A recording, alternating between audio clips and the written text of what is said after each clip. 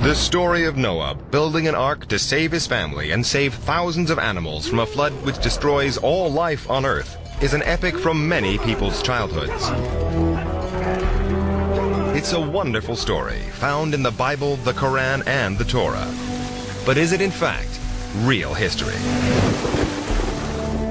Now the technology exists to examine this well-known epic with the eyes of science. We will weigh out the evidence from archaeological finds in Iraq. We will examine the proof that a global flood did cover the whole planet. We'll also create an historically accurate picture of the real Noah, who he was, where he lived, and what he might have looked like.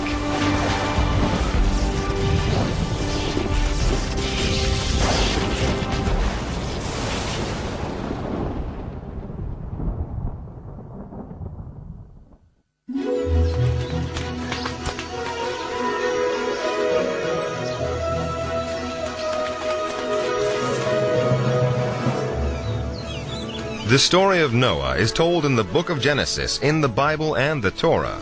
It's set somewhere in the Middle East about 5,000 years ago. Hey, stop that! Noah's family includes his wife, his 3 sons, Shem, Ham, and Japheth, and their brides. Noah stands out as a good person, the only virtuous man left in a world that had become filled with corruption and violence. He is described as a wine grower, a claim that has an authentic ring to it, as wine was grown in the Middle East as far back as 3000 BC. And this reference also provides a rare insight into Noah's character. After the flood, the Bible says Noah planted the first vineyard. But it also tells us that Noah had a weakness. Having made the first wine, the story goes that Noah drank too much of it. In fact, one night, this holy man collapses naked and drunk.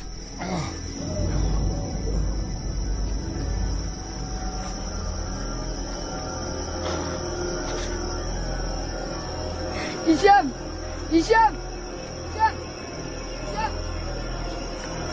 Horrified, his sons Ham and Shem cover their father.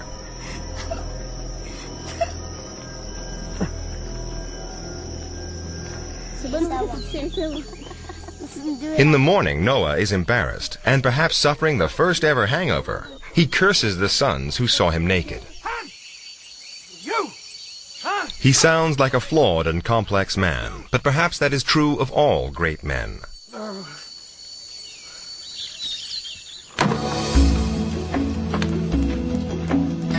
But Noah was probably a very reliable man because God gives him a very big mission. The story goes that God warned Noah in a dream that he was going to punish humanity for its sins with a flood that would cover the whole earth. To save Noah and his family, God told him to build a boat of wood and to line it with pitch inside and out. He also ordered Noah to give the ark 3 decks, a roof, and a door. But the most surprising of God's instructions was the sheer size of the ark. The Bible spells it out in cubits. Traditionally, a cubit was the length of a man's forearm, about 1.5 feet. The Bible says Noah built an ark 300 cubits long and 30 cubits wide by 30 high. That's almost as big as modern supertankers and cruise liners like Titanic.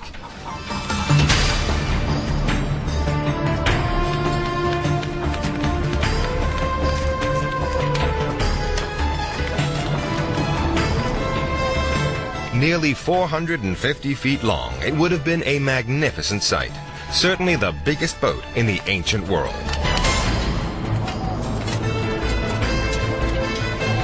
Quite an achievement for an ordinary man.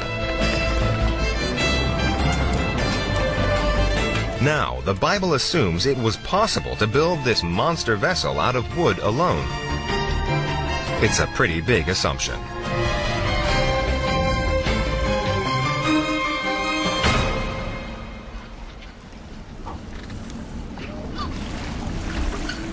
The familiar image from the storybooks and cartoons of our childhood is of a huge wooden ark with the animals marching inside 2 by 2. But that is a 19th century image. It is completely at odds with what could have been built in biblical times. According to Tom Vosmer, an expert on ancient boats, not even 19th century engineers could have built a 450-foot ark out of wood alone. They had to use steel frames inside much smaller wooden boats just to keep them afloat. The problem with a 450-foot boat made of wood is that the wood as a material cannot maintain the shape of the boat. And the boat would start to distort at sea, the seams would open up, and it would sink. It's a safe bet that the huge ark would spring hundreds of leaks along the length of its huge hull and sink like a stone.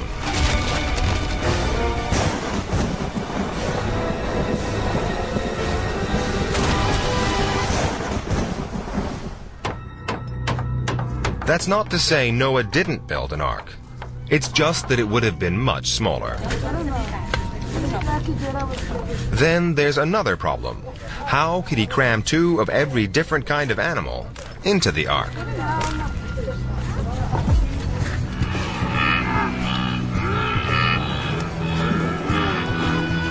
At the latest estimate, there are 30 million species on Earth. Even with a fleet of arks, Noah would have struggled to fit them all in. And how would he have gotten the animals on board? Did he personally go and fetch them, or did they come to him? It is something Noah would have had to consider, especially since he had a pressing deadline.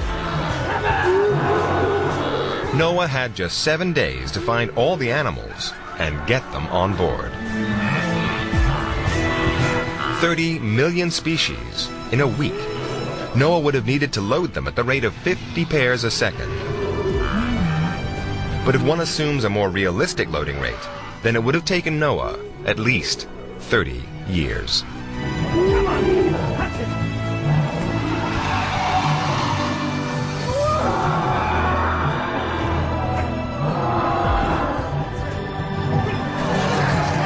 It may seem like there's a stark choice. Dismiss the story as myth or appeal to the hand of God. But there may in fact be another explanation. The instruction to load all the animals could have referred only to all the animals in Noah's part of the world. In fact, the book of Genesis specifies which animals Noah was to load. The same book has a second set of instructions, which are much less well known but present an even more realistic scenario. Noah is told to take 7 pairs of clean animals. Clean animals were those considered suitable for ceremonial sacrifices to God.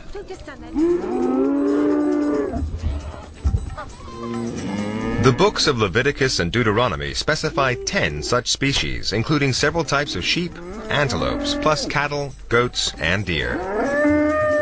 7 pairs of 10 species. That's 140 animals. Then Noah is directed to take a pair of each impure animal and bird. Again, the books of Leviticus and Deuteronomy list 30 or more. They include the pig, the hare, the lizard, the snail, and so on. That's a further 60 animals. Then finally, Noah is told to load 7 pairs of the clean birds, like doves, ducks, and cockerels. Adding all that up, Noah had 260 animals. That's child's play compared to 30 million. Especially if you discount the elephants, kangaroos, and reluctant camels.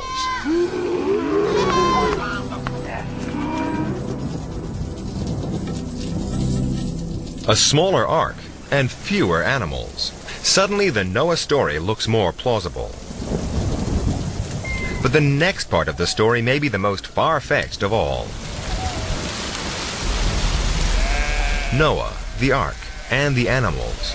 It's all meaningless without the worst cataclysm in human history, the flood.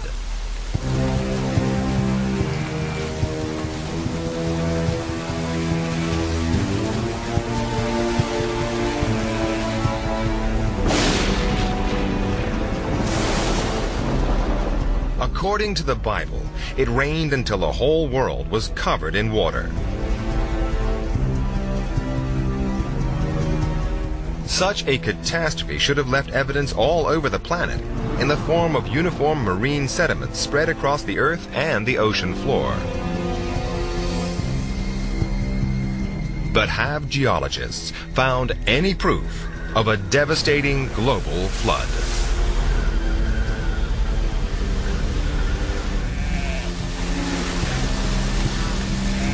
The scientific quest for traces of the biblical global flood that Noah, his family, and the animals in the ark survived actually began more than 150 years ago. But geologist Ian Plimer, after searching across continents, sometimes in the most extreme weather conditions, has found very little evidence. A great flood would leave a signature. It would be a very, very large signature apparent all over the world. There is no such signature. There is no evidence. In fact, there is only overwhelming evidence to the contrary. The absence of direct evidence is only one of the problems with the story.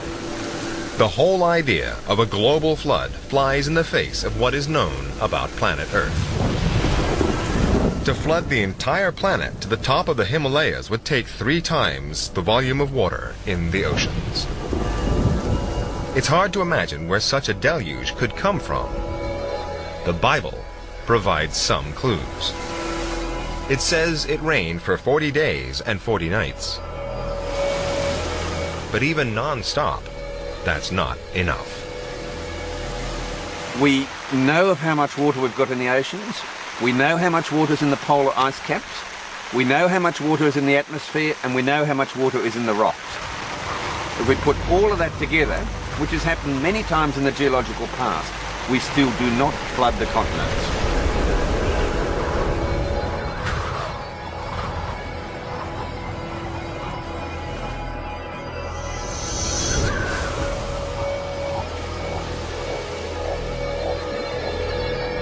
If rainfall couldn't deliver enough water, what could? The Bible offers one more possibility. Deep springs. The book of Genesis says, all the springs of the great deep broke through. Could the great flood have gushed out of the center of the earth?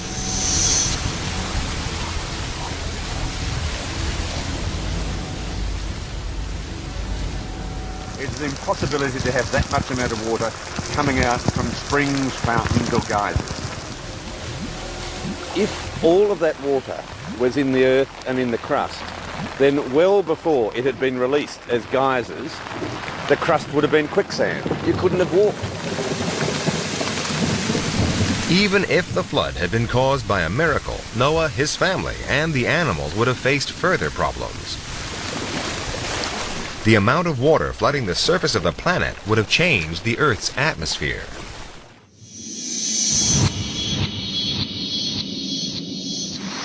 The atmosphere would have had a huge amount of water vapour dissolved in it. So much so that you would have drowned by breathing, and so much so that atmospheric pressure would have crushed your lungs. Geysers present another potentially fatal problem. They release poisonous gases from deep within the Earth's core, which probably would have killed everybody, whether or not they were in the ark. Geysers pump out huge amounts of noxious sulfur-rich gases. Even before the flood, you could not have breathed.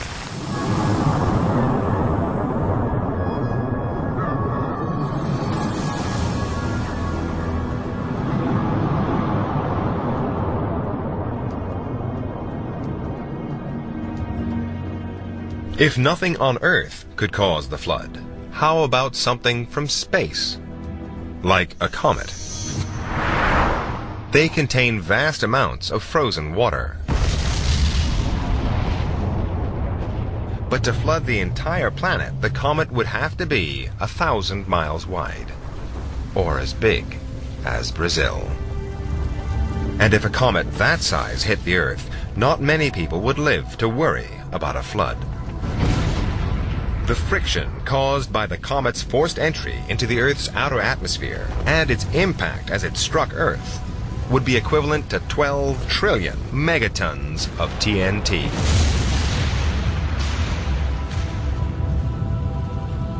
The biggest explosion of all time. Comets carry water.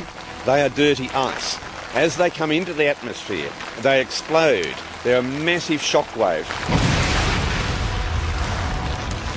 Massive areas of forest wiped out. Huge extinctions of life from a comet. The comet's devastating impact would force the temperature of the atmosphere to rise to 12,000 degrees Fahrenheit. Hotter than the surface of the sun.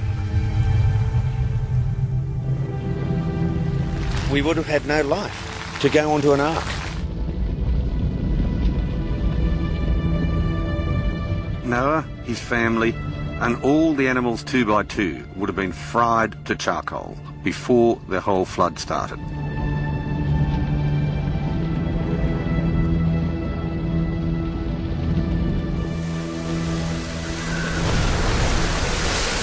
End of story?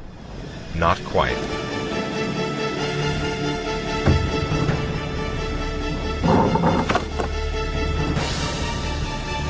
According to the Bible, Noah's Ark landed in the mountains of Ararat, today in eastern Turkey. The earth was revealed at last, and the animals disembarked after months below decks to repopulate the world.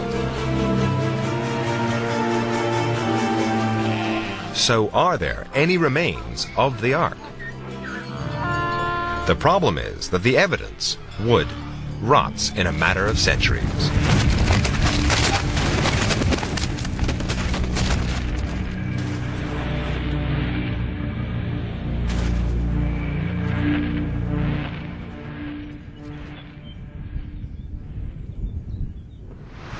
Countless expeditions have been drawn to Mount Ararat seeking to discover the Ark's resting place. There are no obvious remains of the Ark on the slopes of Mount Ararat. This hasn't stopped a thriving tourist industry, pilgrims, Ark hunters, and locals convinced that they will find the remains of the Ark somewhere on the mountain. One French expedition in the 50s did find an ancient-looking piece of wood 12,000 feet up in a glacier. As a geologist, Ian Plimer wanted to find out more. He knew that for the timber to be part of Noah's Ark, it would need to be dated to around 3000 BC. When this piece of wood was found, it was thought to be the clue. This is what we need to show we have Noah's Ark. And so they took the wood to date it. And you can date wood by measuring tree rings or by carbon dating. It wasn't old enough. The wood was from the 8th century, 4,000 years after Noah's time. But what was the wood doing on the slopes of Ararat? The wood would have been transported there to build a structure, something like a church. There is a booming ark business there now. There was in the past. It certainly didn't come from Noah. But just as Ararat was looking like a false trail for ark hunters, this ancient mountain came up with a new twist.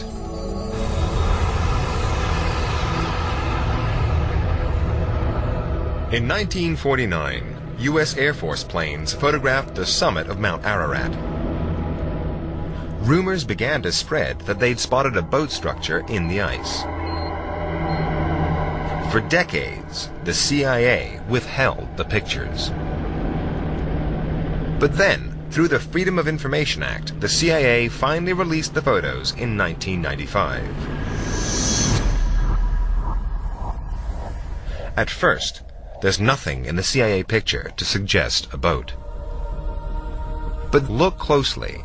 you can see a huge dark shape sticking out of the ice cap. It's about 450 feet long, the right length for the Ark. The anomaly has tantalized Ark hunters since the pictures were released, but geologists remain unconvinced. It's such a poor quality, grainy image that it's very hard to tell whether it's an ark or chicken entrails. You can see dark shapes anywhere from the air, be they in ice or on the ground. Some of them are ark-shaped, others are not. It's not at all convincing from one single poor quality photograph. But hopes were raised again in the year 2000 with new pin-sharp satellite images of the strange shape. This one shows a snow ledge believed by Ark hunters to conceal a boat-shaped outline. But for Ian Plimer, this is just another of nature's random shapes. Well, this is a fabulous photograph, far better resolution than the CIA photograph. However, we see nothing spectacular here. All we see is evidence of retreating and advancing ice. In fact, all the geological evidence indicates that an ark could not have remained frozen in a glacier for long. The ice is constantly pushing material down the slopes of Mount Ararat and ultimately taken any ark that might have been there to the bottom. It would have spat it out as all glaciers do. As they move downslope, anything they pick up, they spit out, be it rocks, be it arks. In addition to fragments of wood and photos, there are dozens of alleged sightings of the Ark. Biblical scholar Lloyd Bailey has made an exhaustive analysis of all the claims and found them to be false.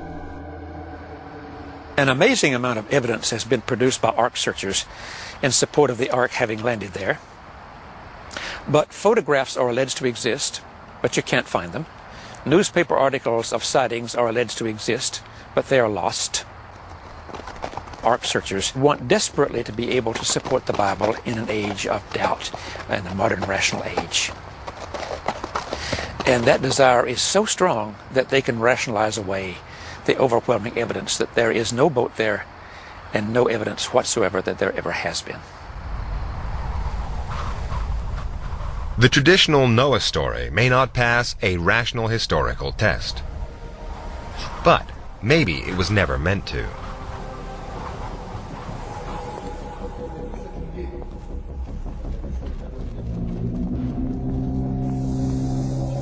Biblical scholars, using clues in the language used by the Bible, are agreed that the story of Noah was physically written down in the 6th century BC. The scribes who wrote it were Jewish priests who were in exile in Babylon, today modern Iraq.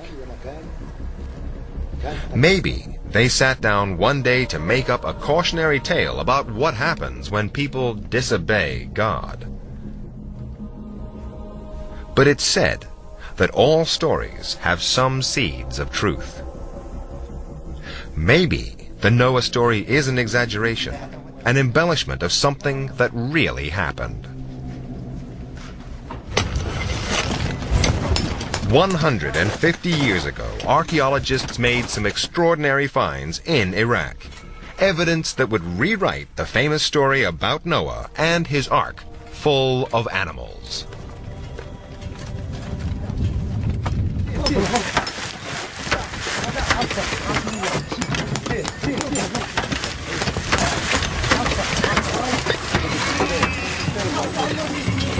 In 1851, British archaeologist Sir Henry Layard explored the ruins of the Babylonian Library of Nineveh.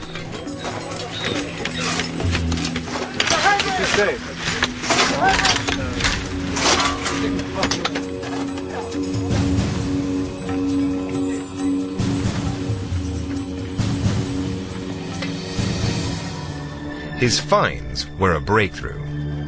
Hundreds of clay tablets of all sizes and shapes. They may have held vital clues about the Noah story. The trouble was, Sir Henry couldn't decipher the ancient Babylonian script. So he packed the tablets and sent them off to London, to the British Museum, to be deciphered by experts.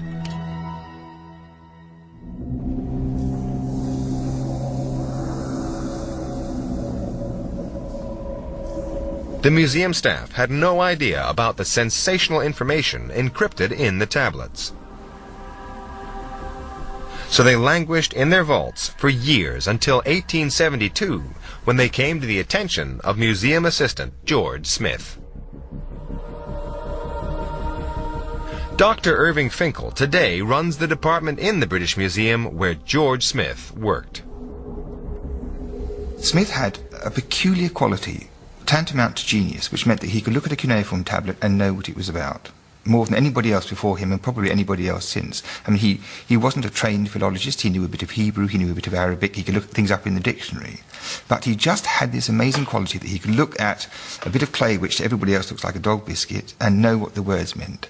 And he was the person in our department who read about the flood for the first time. What George Smith discovered among the tablets was an ancient story about a great flood, the Epic of Gilgamesh. It was a breakthrough Smith himself could barely comprehend. The impact on him was something he could hardly control. He dropped the tablet back into the tray like this and started to run around the room holding his head and making funny noises, and according to the narrative which is recorded, he started even to take his clothes off in his agitation, because he was the first person after all that time to read this funny writing and see that there was, to all intents and purposes, the text that everybody knew from the Bible, and it was just too much for him to tolerate. He just nearly went crazy. What seemed to upset him so much were the similarities between the stories of Gilgamesh and Noah. The great gods decided to make a deluge. Build a boat. Take into the boat the seed of all living things.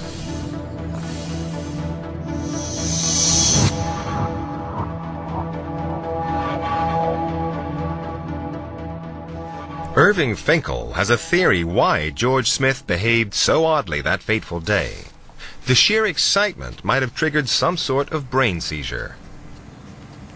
I was reading something about the history of epilepsy where this phenomenon was described as a particular kind of epilepsy, making this funny noise and trying to disrobe yourself in the agitation of having an epileptic fit of some kind. And it did occur to me to wonder whether the shock that hit him, the real shock, might not have triggered something of that kind.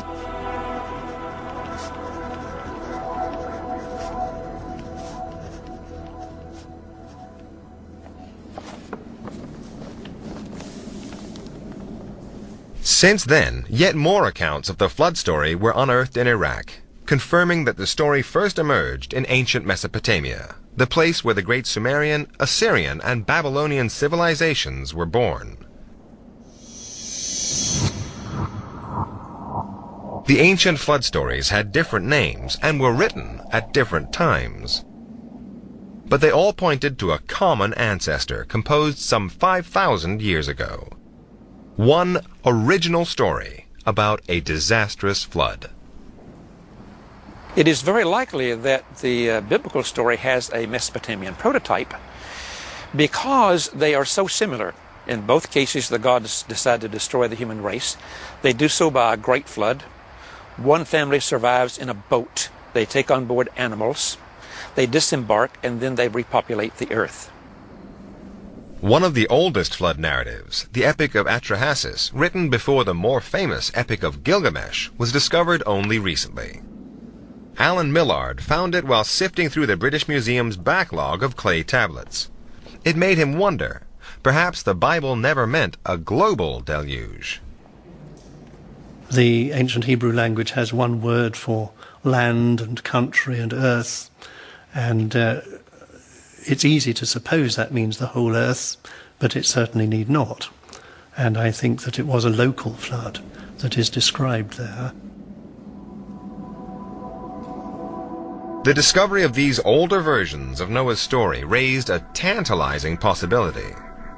What if they had been inspired by an actual flood? Not a global deluge, but a regional flood in Mesopotamia. In the 1930s, archaeologists returned to Iraq to find out.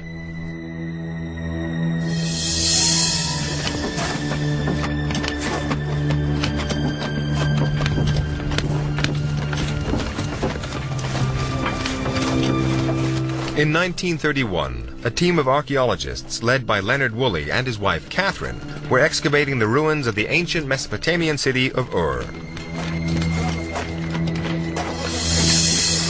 The Woolleys were a colorful husband and wife team, friends of Lawrence of Arabia and of Agatha Christie, the novelist. They left a detailed record of their finds, revealing that they dug 5,000 to 6,000 years into the past, the right time frame for the Noah story.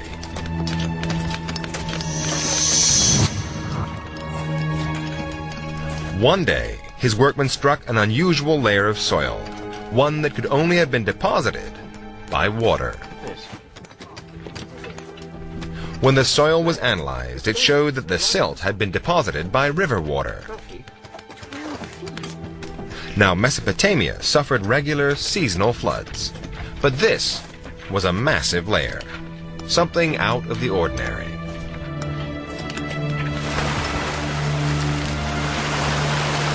In fact, later archaeological excavations of ancient city streets show that 5,000 years ago, at least 3 Mesopotamian towns were hit by large river floods.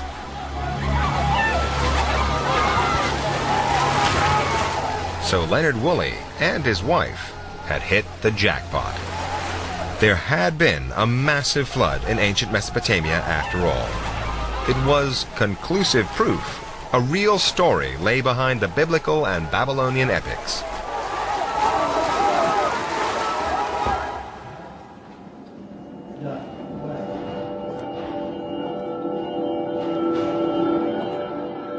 In committing the story to writing, the Sumerian scribes may have embellished it with myths and supernatural events. But there are plenty of practical details too, and they are priceless in reconstructing a story that's historically plausible. However, it does mean starting afresh.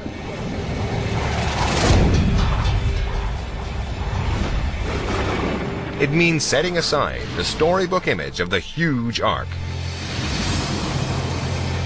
the global deluge, the number of animals, and the landing on Mount Ararat. Above all, it means abandoning the familiar biblical image of Noah and introducing a very different image of what he might have actually looked like and how he might have lived.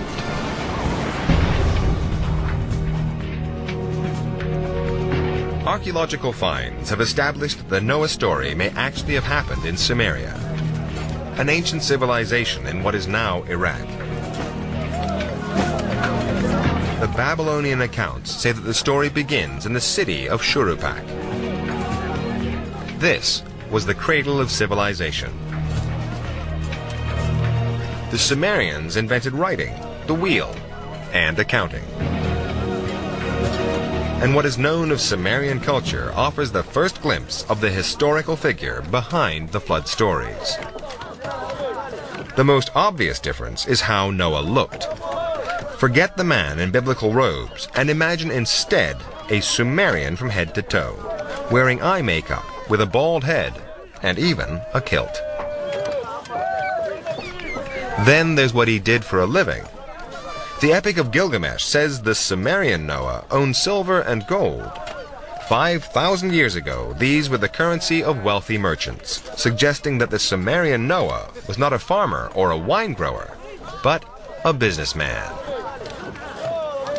Instead of an ark to survive the flood, the Sumerian Noah is more likely to have built a boat to make money, hauling grain, beer, and animals.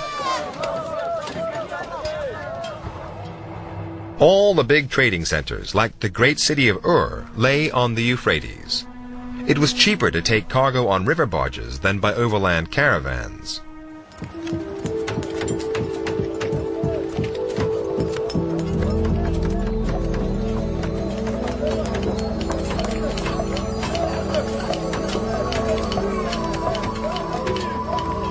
The question is, how big a barge did this Noah have?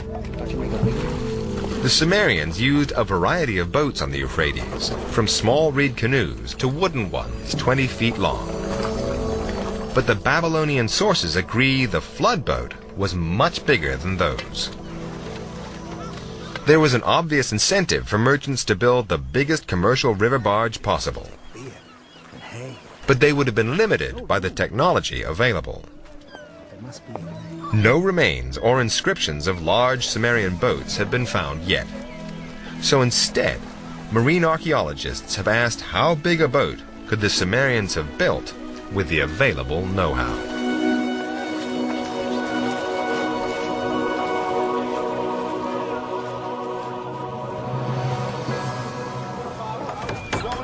One simple solution would have been to tie smaller boats together. Hold it a bit! Marine archaeologist Tom Vosmer believes there are clues to this effect in the Epic of Gilgamesh. It says that the boat was divided in sections. Probably one of the best ways to do it would be to build it in units, such as the size of this, and use it as a pontoon in a river barge, actually. And hold a number of these together, lash them together with some rope and heavy timbers, and then they could build the ark on top of that. And it was probably a system that could have been used on the rivers quite easily.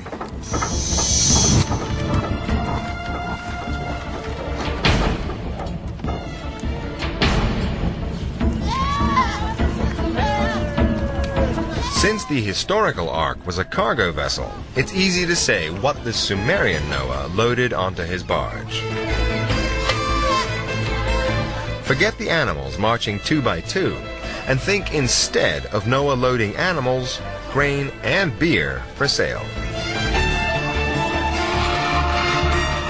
Even for a rich merchant, it's quite an undertaking to mastermind such a big construction.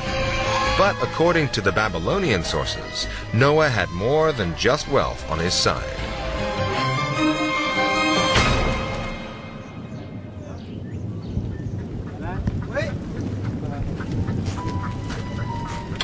They say Noah was the king of the city of Shuruppak, but he wasn't above the law. Failure to deliver his cargo would have meant social and financial ruin for Noah, whether he was king or not. In Sumeria, anyone who failed to pay their debts, including kings, was liable to end up as a slave. But how did the flood come into it? The most likely answer is that Noah was caught out by a freak combination of natural events. Keep it coming, keep it Parts of the Euphrates were only navigable when river levels were at their peak. That meant Noah would have had to time his departure carefully. That meant waiting for the meltwaters.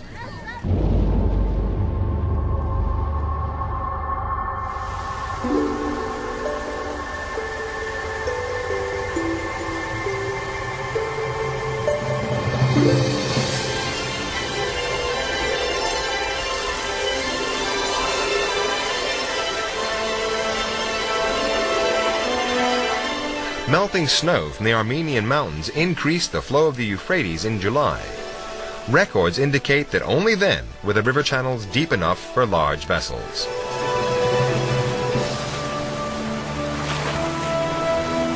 But there was a risk. If Shuruppak was hit by a freak storm just at the moment that river levels were at their highest, then the peaceful waters of the Euphrates could turn into a raging flood. But the average rainfall in dry years in July was 0. The odds on a catastrophic river flood in Mesopotamia would have been remote, about 1 in every 1,000 years. So if it happened, it should have been worth writing about.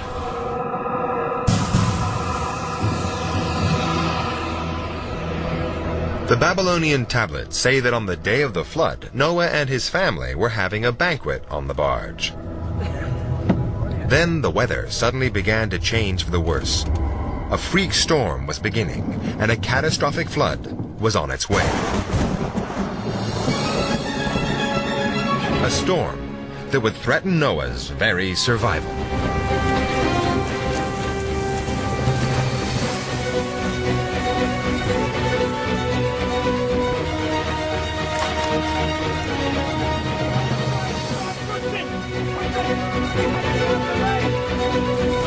If a flash flood was big enough to sweep away Noah's Ark and put his life in danger, it would have begun with rainfall of tropical intensity in the mountains where the rivers rise. Mesopotamia isn't in the tropics, but there's evidence that hurricanes and tropical storms could get that far. Some 6,000 years ago, it was much warmer and wetter, and it would be no surprise whatsoever to get a tropical storm. We could have had 10 times the rainfall. Some of these meteorological events are absolutely catastrophic, and these are the sort of events that we record in history. We don't record the normal day-to-day humdrum. If a freak storm coincided with the seasonal snow melt, then the Euphrates could easily have flooded the Mesopotamian plain.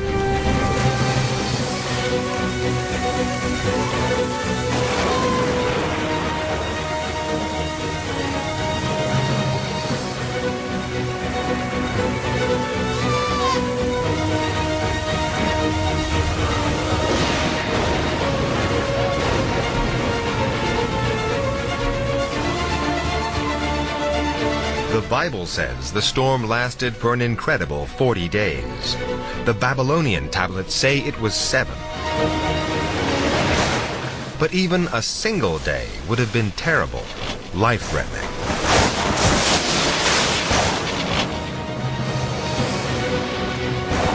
With much of his cargo left behind or swept away, Noah's barge would have been at the mercy of the raging Euphrates.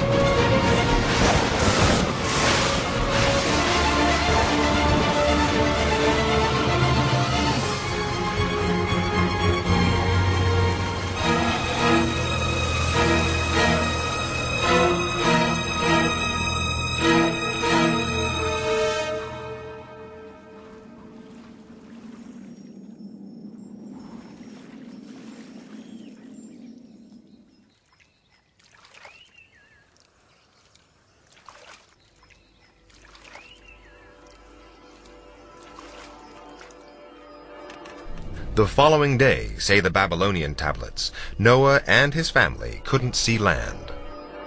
The flood extended for miles. After the storm, Noah and his family must have longed for the waters to subside and ground them on the banks of the Euphrates. In fact, their problems had only just begun. All versions of the story agree that they couldn't see land for at least 7 days. The Bible concludes that Noah's flood covered the whole world. But there is, in fact, another explanation. Noah's family would have believed that they were drifting on the flooded Euphrates. They would have been relieved that at the very least the river water meant they wouldn't die of thirst. Salt. But the Babylonian versions suggest that the water was salty.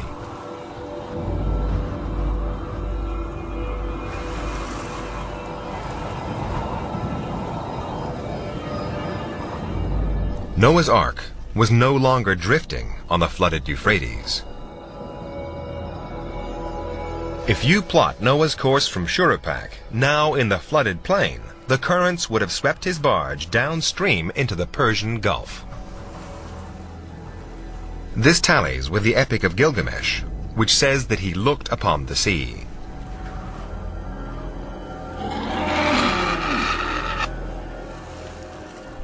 There's no telling how long Noah and his family would have stayed marooned in the Persian Gulf.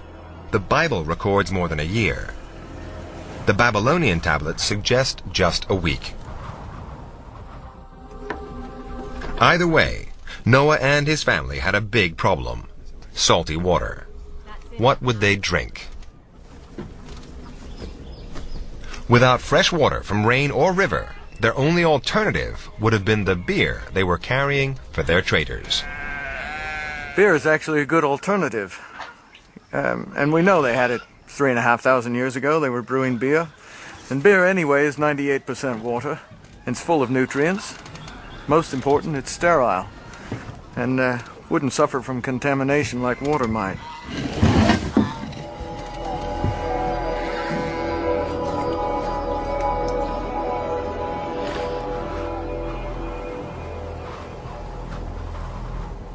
One of the hallmarks of the Noah story is that the ark is said to have landed in the mountains of Ararat.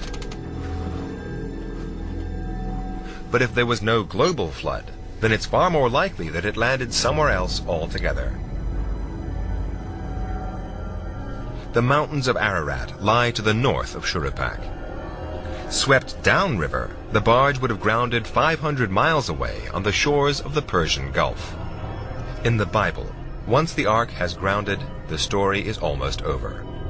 But the Babylonian tablets hint that Noah's adventures were far from over. There are several puzzling references. One talks of the overthrowing of his kingship. Another says the flood hero was expelled.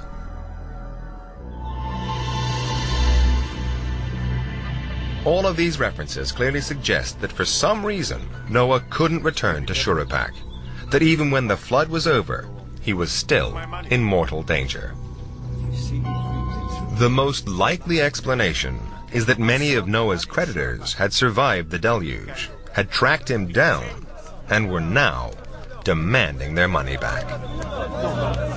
Under Sumerian law, Noah could be forced into slavery to repay his debts. He would have had to flee the country to avoid prosecution. Precisely where the fugitive Noah went is something of a mystery. One of the Babylonian tablets say that Noah went to live in a land called Dilmun. Now that's the Sumerian name for the modern island of Bahrain. Maybe this is where he came to rest.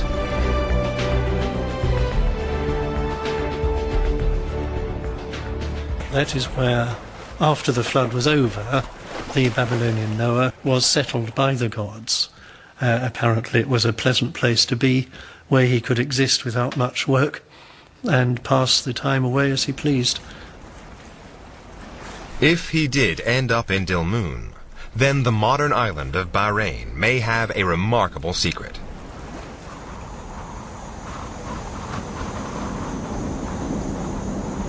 Its landscape is dotted with hundreds of thousands of burial mounds, and only a handful of these tombs have been excavated. But many date back to Sumerian times. They are the sort of place a great king would be laid to rest in.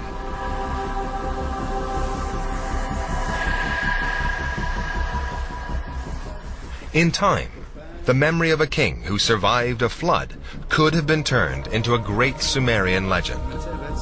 It would have been embellished with miraculous and mythological elements.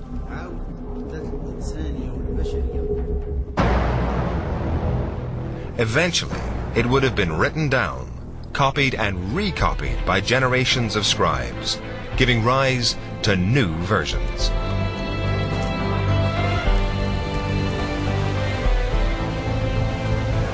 "2,000 years later, one of these versions, languishing in a library in Babylon, could have come to the attention of the Jewish priests who wrote the Bible. When they first read the story, how could they fail to recognize the lessons it offers? If humankind falls short of God's laws, there's a dreadful price to pay. Behind that moral message lies one of the world's great stories. And behind that story, we can just glimpse a real man, a real boat, and a real adventure.